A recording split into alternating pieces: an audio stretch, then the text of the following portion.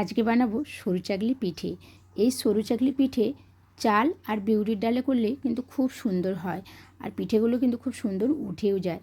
আর এই দিকে কিন্তু চাল আর ডালটা আমি আগের দিকেই ভিজিয়ে রেখে দিয়েছিলাম, আর এই চালটা আর ডাল ভালো করে ধুয়ে নিয়েছি।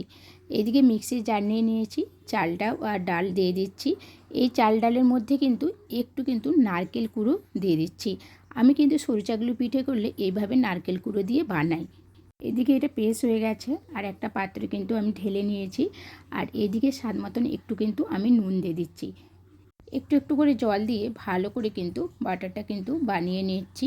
একদম নয় মোটা আবার নয় পাতলাও হবে সরু চাকলি পিঠে। আর দেখুন এটা কিন্তু হয়েও গেছে। আর এইদিকে কিন্তু ননস্টিকের একটা প্যান নিয়ে নিয়েছি, আর এইদিকে একটা বেরেসা করে তেল বুলিয়ে নিচ্ছি। এবার কিন্তু প্যানটা গরম হয়ে গেছে। এবার কিন্তু বাটারটা কিন্তু দিয়ে দিচ্ছি। দেওয়ার পরে একটা চামচে করে এইভাবে কিন্তু ফেলিয়ে দিচ্ছি। আর যেহেতু এই ননস্টিকের প্যানটা আমি কিন্তু ধোসা বানাই, আর এর মধ্যে কিন্তু সরু চাকলি কিন্তু পিঠেও বানাই, খুব সুন্দরভাবে কিন্তু উঠে যায়। দেখুন এবার কিন্তু চামচে করে এইভাবে কিন্তু তুলে নিচ্ছি। আরও একটা কিন্তু করে নেব এইভাবে। কিন্তু আরও অনেকগুলোই কিন্তু করেছি, অনেকটা ভিডিও লম্বা হয়ে যাবে, বেশিটা কিন্তু আর দেখানো সম্ভব নয়। এইভাবে কিন্তু সরু চাকলি পিঠে খেতে কিন্তু খুব সুন্দর। আর যতক্ষণ না পৌষ সংক্রান্তি দিন যাচ্ছে ততক্ষণ কিন্তু পিঠে বানা কিন্তু খেতেই হবে।